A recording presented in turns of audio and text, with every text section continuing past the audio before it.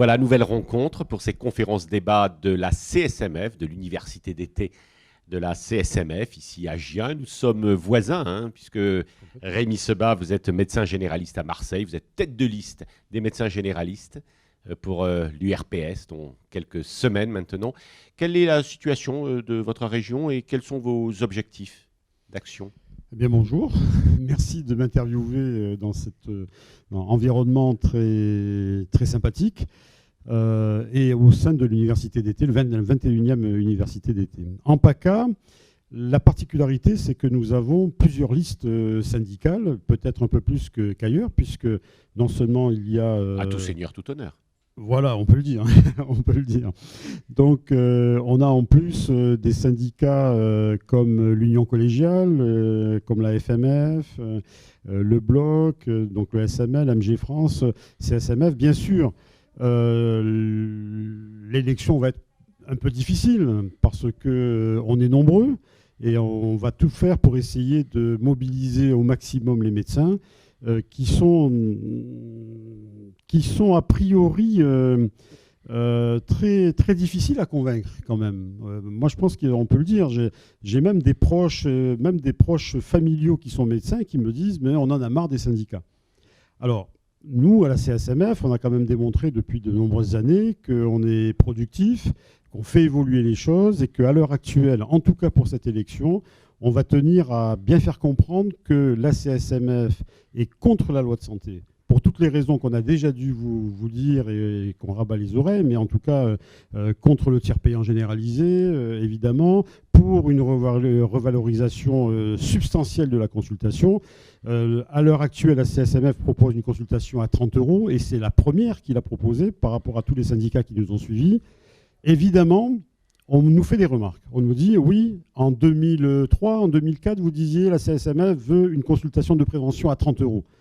Donc il y a déjà 12 ans. Et là, aujourd'hui, on dit on veut une consultation à 30 € après tant d'années. Et qu'est-ce que va devenir la consultation de prévention ? Alors qu'on est dans une perspective de l'évolution du système de santé avec la prise en compte de la prévention et que le médecin libéral et le médecin généraliste libéral en particulier soient un acteur dans la cité. Et qu'il arrive à convaincre les édiles pour que les médecins généralistes libéraux soient des acteurs puissants au niveau de la prévention pour faire évoluer ce système de santé vers une meilleure prise en compte de la santé en général et pour que les patients et que la population, parce qu'ils ne sont pas tous patients, eh bien, soient encore plus responsables de leur santé. Quels sont les enjeux de santé publique dans une région comme celle de PACA, qui est à la fois une région vaste, qui est une région où vous subissez probablement moins qu'ailleurs les problèmes de démographie médicale, mais en revanche de vieillissement de population, probablement d'ailleurs également de déséquilibre dans cette région vaste entre le nord de la région et puis la région côtière, qui est, on l'imagine, peut-être mieux équipée. Traditionnellement, on a toujours dit que, évidemment, à la côte, il y a beaucoup de personnes âgées, beaucoup de personnes qui viennent de tous les départements pour y vivre leur retraite. Mais de façon générale, on a tout ce qui se passe ailleurs, c'est-à-dire le vieillissement de la population.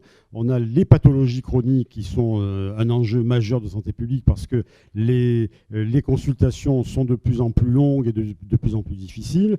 Et dans le programme que j'ai institué spécifiquement pour la région PACA, mais qui devrait être un enjeu au niveau national, c'est la décomplexification de la consultation.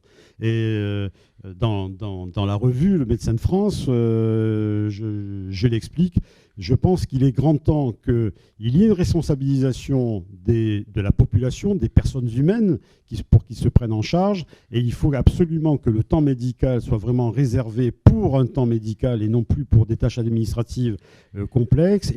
Et aussi passer le mot que lors d'une consultation, on ne peut pas faire 36 choses à la fois. On ne peut pas remplir le protocole d'handicapés, de la maison des handicapés. On ne peut pas faire le certificat médical pour 2 ou 3 sports que veut faire la personne, plus le certificat médical du conjoint ou de l'enfant, sans avoir examiné les personnes concernées, plus la prescription pour la pathologie pour laquelle la personne est là, et plus pour éventuellement ce qu'il demande pour les uns ou pour les autres. Donc, il faut vraiment arriver à décomplexifier. Et puis, le tiers payant généralisé, c'est une façon de complexifier encore plus la consultation, parce que ça veut dire que non seulement le médecin va permettre l'accès aux soins, parce que vous parliez, quelles sont les différences? Il n'y a pas tellement de différence. C'est-à-dire que l'accès aux soins en PACA, il est pareil qu'ailleurs, et il est quand même favorisé. C'est-à-dire que l'accès aux soins, il est assuré.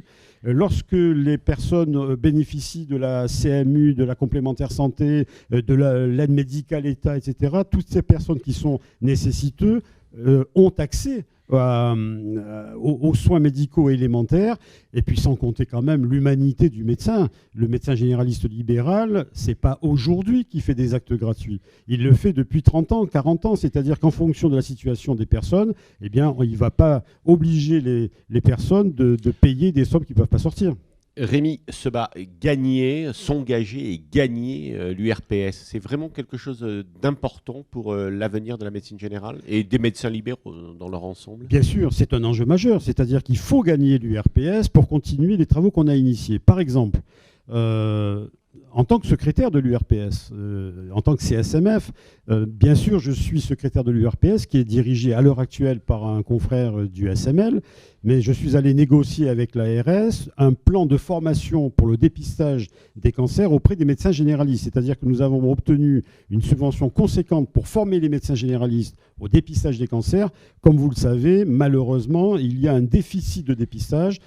Pour le dépistage du cancer du côlon, on avait démarré en 2003, ça s'est un petit peu atténué. Pour le cancer du sein, ça n'a pas trop décollé. Et pour le cancer du col, qui va devenir un dépistage organisé. Rémi Sebah, comment vous impliquez dans une région qui est quand même médicalisée, avec des grands centres, la PHM, un centre Paoli Calmette important, le CHU de Nice, etc. Comment vous faites pour également ne pas oublier tous ces territoires montagneux qui existent aussi et que l'on oublie parfois dans cette région? On s'imagine que PACA, c'est la mer, que PACA, c'est simplement le soleil, mais en réalité, c'est aussi de la montagne. C'est aussi une belle montagne. Et nous nous sommes impliqués en tant que URPS, et moi en particulier en tant que CSMF, parce que dans des territoires qu'on a dit désertiques, il faut arrêter de dire ce mot. Il n'y a pas de territoire désertique. Je suis désolé, évidemment, on entend le conseil régional, on entend l'ARS qui dit qu'il faut repeupler. Oui, il faut repeupler, mais il n'y a pas tellement de territoire désertique. Il y a un accès aux soins régulier. Et lorsque nous avons pris connaissance des modalités des maisons de santé régionales pour le conseil régional et des maisons de santé pluridisciplinaires, nous avons pris ce problème à bras-le-corps et nous sommes allés en tant qu'élus, élus de l'URPS, rencontrer les médecins d'OPS, où il y avait un réel problème de manque de médecins, bien qu'aux alentours il y en a. On est allé dans les Hautes-Alpes, il y a eu une maison de santé pluridisciplinaire qui s'est créée à Aiguille, dans le Queyras, pas loin du Queyras.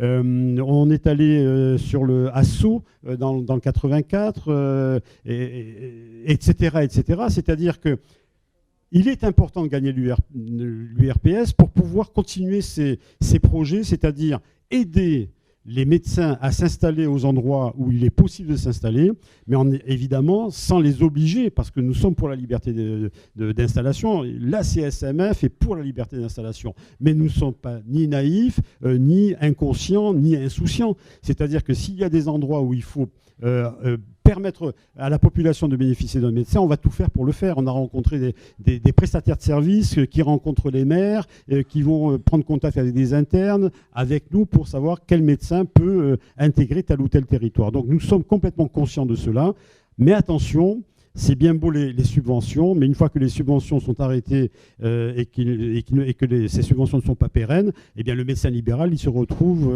un peu perdu. Donc, vous écoutez Rémi Sebah, c'est liberté et responsabilité, ça peut se résumer.